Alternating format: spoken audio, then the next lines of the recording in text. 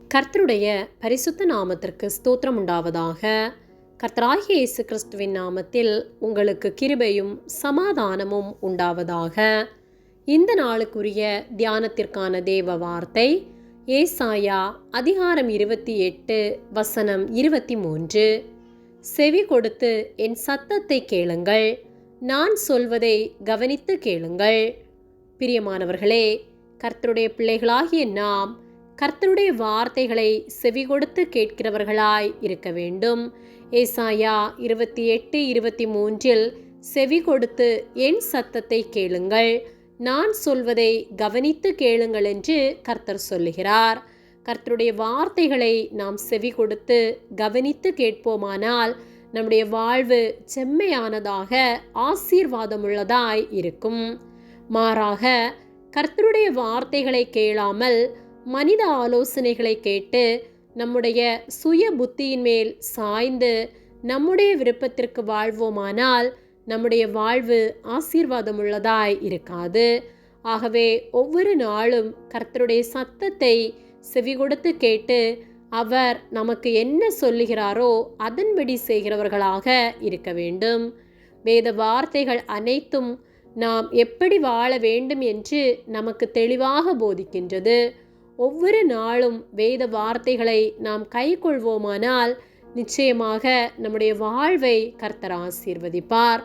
Abraham கர்த்தருடைய வார்த்தையை செவி கொடுத்து கேட்டார். கர்த்தருடைய வார்த்தையை கேட்கும்படியாக காத்திருந்தார். அவருடைய வாழ்வு ஆசீர்வதிக்கப்பட்டது. மோசே கர்த்தருக்காக காத்திருந்து 40 நாட்கள் சீனாய் மலையிலே கர்த்தருடைய வார்த்தையை கேட்டார். கர்த்தருடைய வார்த்தையின்படி இஸ்ரவேல் ஜனங்களை நடத்தினார். அப்படியாகத்தான் நாமும் ஒவ்வொரு நாளும் கர்த்தருடைய வார்த்தையை கேட்டு அதன்படி நடப்போமானால் நம்முடைய வாழ்வு சமாதானமுள்ளதாக இருக்கும்.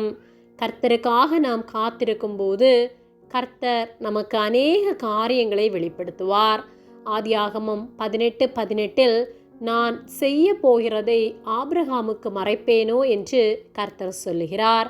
கர்த்தருக்கு பயந்து கர்த்தருடைய வார்த்தைகளை ஆபிரகாம் விசுவாசித்தது நிமித்தமாக கர்த்தர் தான் செய்ய போவதை ஆபிரகாமுக்கு வெளிப்படுத்த சித்தம் கொண்டார்.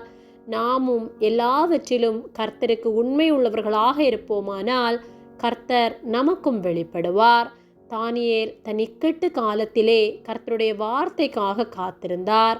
கர்த்தர் சொன்ன வார்த்தையை செவி கொடுத்து கேட்டது நிமித்தமாய் நேபுகாத்நேச்சரின் கனவை வெளிப்படுத்தினார்.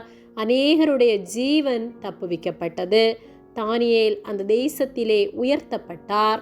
நாமும் கர்த்தருடைய வார்த்தையை கேட்போமானால் உயர்த்தப்படுவோம். ஆகவே எல்லாவற்றிலும் கர்த்தரை சார்ந்து வாழ்வோம். கர்த்தருடைய வார்த்தைக்கு செவி கொடுத்து வேத வார்த்தைகளை தியானித்து அதை கைக்கொண்டு வாழ்வோம். கர்த்தர் நம்மையும் நம் குடும்பத்தையும் ஆசீர்வதித்து நடத்துவாராக. ஆமேன். ஜெபம்.